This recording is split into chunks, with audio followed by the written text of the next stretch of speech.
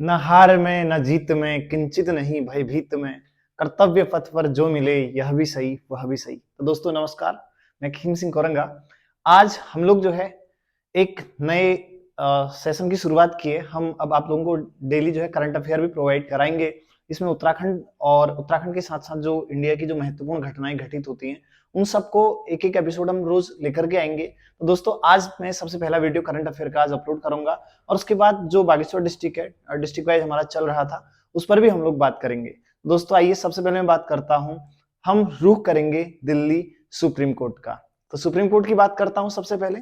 जैसा कि आप सभी लोग जानते होंगे, आप सभी लोगों को ज्ञात होगा मैं आखिर क्यों आज सुप्रीम कोर्ट की बात कर रहा हूं। तो आप लोगों ने नाम सुना होगा, भारत के नए मुख्य न्यायाधीश, भारत के मुख्य न्यायाधीश के रूप में यूयू ललित यानी कि Uday Umesh Lalit chief justice of India का कार्यभार ग्रहण करने वाले हैं 27 अगस्त को। और 27 अगस्त से लेकर के 8 नवंबर तक लगभग 74 दिन तक उनका कार्यकाल होगा और वे देश के 49वें मुख्य न्यायाधीश के रूप में यहाँ पे कार्यभार ग्रहण करेंगे। तो दोस्तों आइए थोड़ा सा रुख करते हैं सुप्रीम कोर्ट के इतिहास के बारे में। सुप्रीम कोर्ट के इतिहास की बात करें या भारत में न्यायिक प्रणाली के इतिहास की बात करते हैं तो हम लोग सीधे सीधे पहुंचते हैं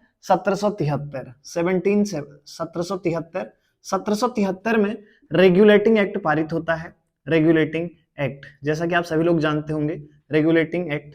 तो रेगुलेटिंग एक्ट की अगर मैं बात करता हूं तो 1773 के रेगुलेटिंग एक्ट के तहत यहाँ पे को 1774 में, ठीक है ना, 1774 में कलकत्ता ध्यान रखिएगा, कलकत्ता में एक न्यायालय की स्थापना की जाती है। किसकी? न्यायालय की स्थापना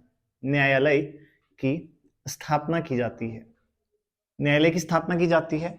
और इसके साथ ही अगर हम लोग बात करते हैं तो इसमें क्या रहता है, इसके जो कलकत्ता न्यायालय के जो मुख्य न्यायाधीश होते हैं, आप लोगों ने नाम सुना होगा, जिन्हें हम लोग बोलते हैं sir Elijah Impey. Elijah Impey का नाम आप लोगों ने सुना होगा। और इनकी सहायता के लिए 3 अन्य न्यायाधीश होते हैं, हाइड, चैम्बरलिन और चैम्बरलिन के साथ साथ लेमेंस्टर जो है यहाँ पे को जो ये बेसिकली जो है ये 3 इनकी सहायता के लिए मुख्य, मतलब जो सर एलिजा इम्पे हैं उनकी सहायता के लिए यहाँ पे को न्यायाधीश बनाए जाते हैं। और उसके बाद जैसा कि आप सभी लोगों को ज्ञात होगा, यहाँ पे को जो इसी प्रक्रम में आगे बढ़ेंगे तो आप लोगों को ज्ञात होगा, सीधे सीधे हम रुख करते हैं भारत सरकार अधिनियम 1935। तो 1935 के भारत सरकार अधिनियम के तहत इसके बाद जो दूसरा आता है 1935 का भारत शासन अधिनियम।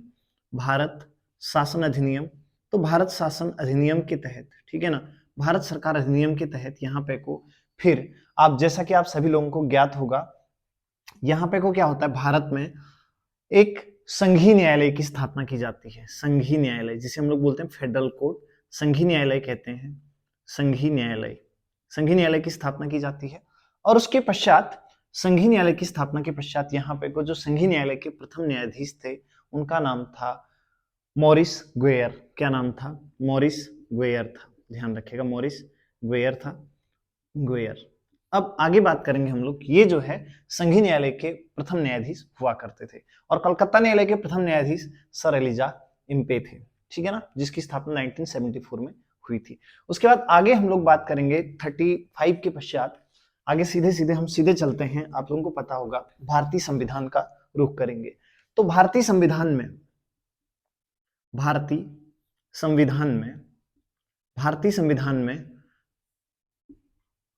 5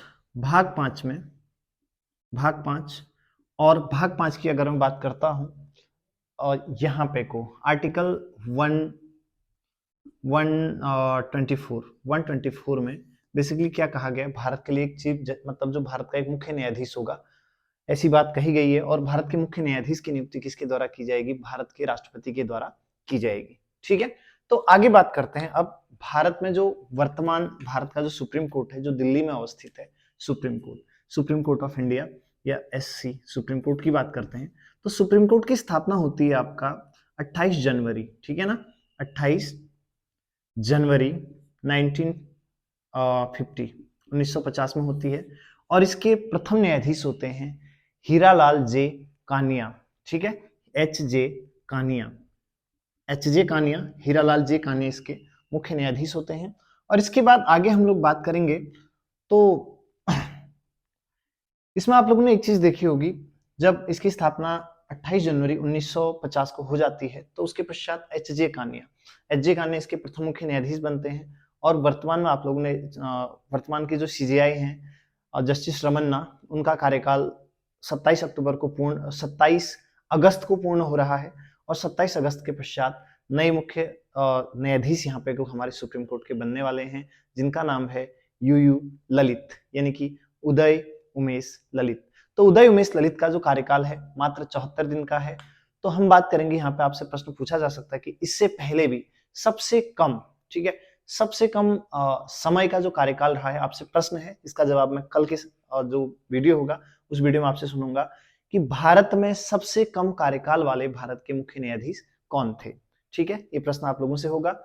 और इसके साथ ही अगर मैं आगे बात करता हूं तो सर्वाधिक जो चीफ जस्टिस, ऐसे चीफ जस्टिस जिनका कार्यकाल सर्वाधिक या सबसे लंबे समय तक रहा, तो वो थे आपके वाई वी चंद्रचूड़। ठीक है, वाई वी चंद्रचूड़ थे। तो दोस्तों आज का ये वीडियो यहाँ पे ये तो हो गया आपका नेशनल या फिर राष्ट्रीय स्तर का करंट अफेयर। अब हम लोग सीधे सीधे रुक करते हैं दूसरे सेगमेंट की तरफ को, यानी कि सीधे सीधे हम आते हैं उत्तराखंड।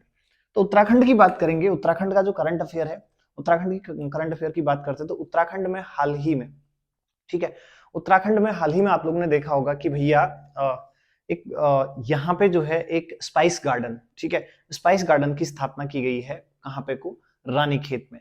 तो जो रानीखेत है, रानीखेत में स्पाइस गार्डन की स्थापना की गई है। और जो स्पाइस गार्डन है वह गार्डन वन विभाग के द्वारा जायका के सहयोग से बनाया गया है। किसके सहयोग से? जायका के सहयोग से बनाया गया है। और उसमें लगभग जो है 27 से लेकर के 30 प्रकार की जो वनौषधियां या जो वनों में होने वाले जो मसाले होते हैं, जैसे जम्बू हो गया, चिरायता हो गया, और इस तरीके से ये जो सब हैं लगभग 27 से 30 प्रकार की वनौषधियां यहाँ पे को क्या की जाएंगी? उगाएंगी। तो उत्तराखंड का ही नहीं अपितु भारत का सबसे पहला स्पाइस गार्डन कहाँ पे को? रानीखेत में। ठीक है ना, रानीखेत में स्थापित किया जा रहा है। अब आते हैं हम लोग दूसरा रुख करते हैं, चमोली की तरफ को चलते हैं। एक सैन्य युद्धाभ्यास जो कि होने वाला है अक्टूबर माह में, भारत और अमेरिका के मध्य। भारत और अमेरिका के मध्य, दोनों के मध्य एक युद्धाभ्यास होना है जो कि वार्षिक रूप से होता है। तो जो भारत अमेरिका, भारत तथा यूएसए के मध्य सैन्य अभ्यास की बात करूं तो इनके मध्य जो सैन्य अभ्यास होना है वह सैन्य अभ्यास अक्टूबर में होना है। और यह जो है सैन्य अभ्यास का 18वां संस्करण है। कौन सा संस्करण है? 18वां संस्करण। और यह युद्धाभ्यास जो है कहाँ पे को होगा? औली में। कहाँ पे को होगा? औली। औली का नाम आप लोगों ने सुना होगा। औली उत्तराखंड का एक प्रसिद्ध बुग्याल है जो कि कहाँ पे को अवस्थित है? चमोली जनपद में अवस्थित है। तो औली में होगा। और इससे पहले भारत और अमेरिका का जो युद्धाभ्यास हुआ था, 17वां युद्धाभ्यास, ठीक है, युद्धाभ्यास। तो यह युद्धाभ्यास कहाँ पे को हुआ था? ये जो है आप लोगों का, ये बेसिकली अलास्का में। कहाँ पे को हुआ था? अलास्का में हुआ था, ध्यान रखिएगा। ठीक है ना। तो दोस्तों आज के करंट अफेयर में ये कुछ टॉपिक इस तरीके से थे, इनको आप लोग नोट डाउन कीजिएगा। और आप सभी लोगों का इस वीडियो को देखने के लिए बहुत बहुत धन्यवाद। और हमारे साथ वीडियो में बने रहिए और इस वीडियो को लाइक, शेयर और सब्सक्राइब जरूर कीजिएगा। Lot of thanks all of you.